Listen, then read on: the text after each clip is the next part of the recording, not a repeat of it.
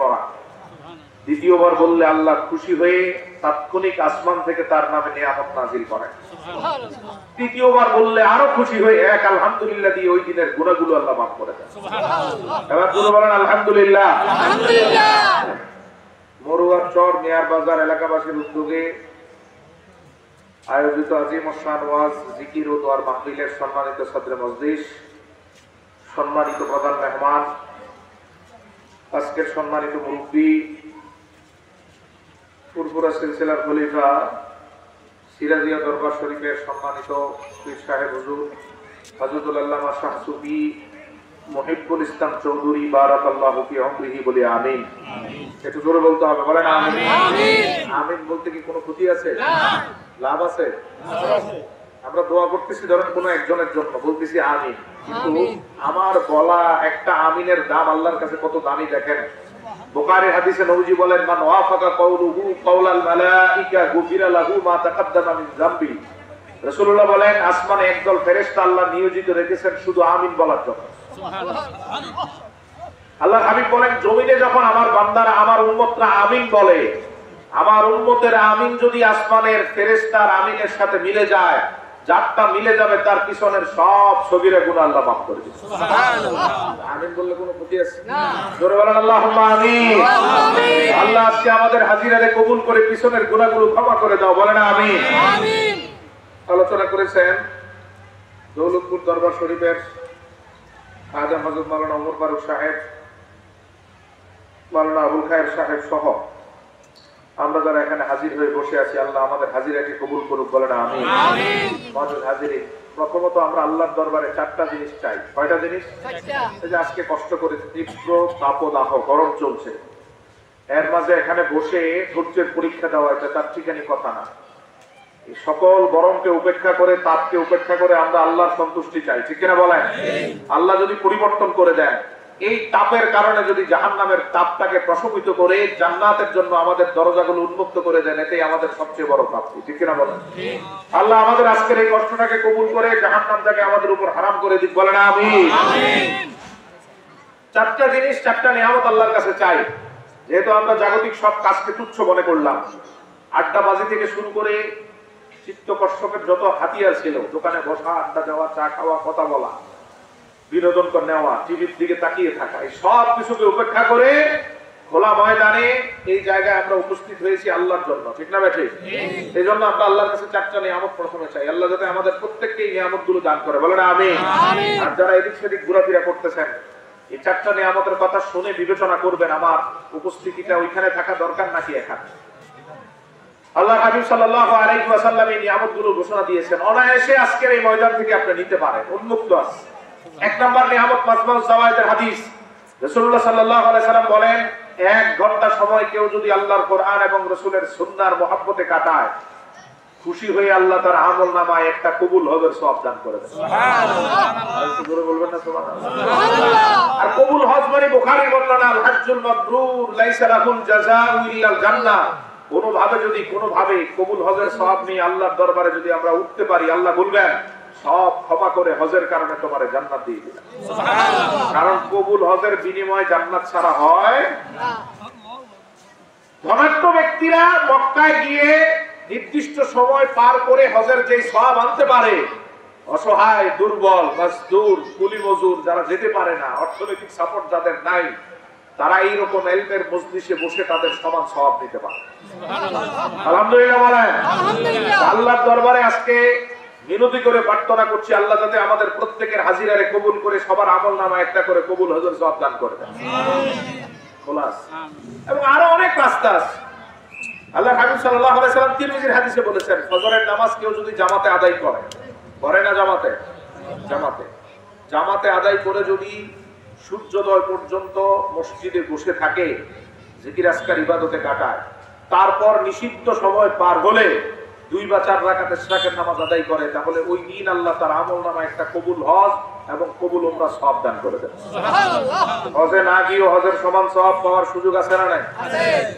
আরো অনেক পথ খোলা আছে।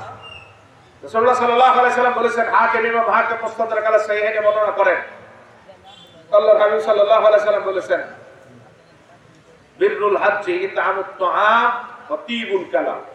রাসূলুল্লাহ সাল্লাল্লাহু আলাইহি সাল্লাম বলেন, যে ব্যক্তিরা বেশি বেশি মানুষকে খাবার খাওয়ায় আর মানুষের সাথে কোমল ভদ্র নম্র ভাষায় কথা বলে, বিনিময়ে আল্লাহ তার আমলনামায় কবুল হজের সওয়াব দান করেন। সুবহানাল্লাহ, সুবহানাল্লাহ। তাহলে আমরা বুঝতে পারলাম হজে না গিয়েও দরিদ্র অসহায় মানুষের হজের সমান সওয়াব পাওয়ার সুযোগ আছে। এক নম্বর নিয়ামত আল্লাহর কাছে চাই, আল্লাহ আমাদের এই হাজিরাকে কবুল করে প্রত্যেকের আমলনামায় একটা করে কবুল হজের সওয়াব দান করে দাও, বলেন আমিন। আমিন। দুই নম্বর নিয়ামত, বুখারী হাদিসে নবীজি বলেন, হুমুল কওমু লা ইয়াশকা বিহিম জালিসুহুম। আল্লাহর মহব্বতে মানুষ সব কাজকে তুচ্ছ করে যখন একত্রিত হয় কোন মজলিসে, সাথে সাথে আমার আল্লাহ ওয়াদা করেন ফেরেশতাদেরকে নিয়ে, যারাই আমার মহব্বতে একত্রিত হলো আমি আল্লাহ তাদের কাউকে খালি হাতে বিদায় দিব না। সুবহানাল্লাহ, সুবহানাল্লাহ, জোরে কর সুবহানাল্লাহ। তাহলে কি দিবেন?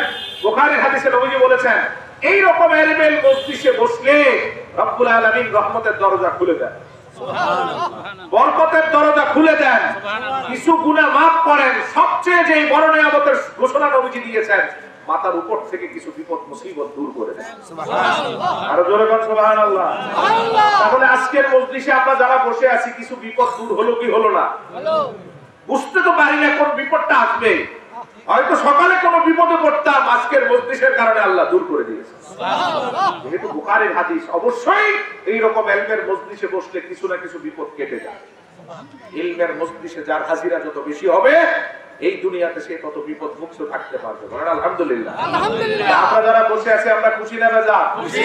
একদিকে কবুল হজের সওয়াব পাওয়ার সুযোগ আছে যদি আল্লাহ কবুল করেন, দ্বিতীয়ত রহমতের দরজা খুলে দিলেন, বরকতের দরজা খুলে দিলেন, কিছু গুনাহ মাফ করে মাথার উপর থেকে কিছু মুসিবত আল্লাহ দূর করে দিলেন, সুবহানাল্লাহ, সুবহানাল্লাহ।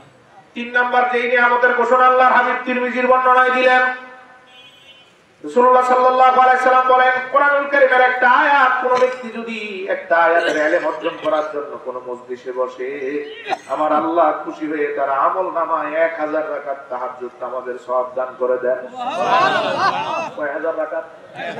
একটু চিন্তা করে দেখলে দেখবেন, গত এক বছরও আমরা 1000 রাকাত তাহাজ্জুদ অনেকেই পড়তে পারি নাই, ঠিক না?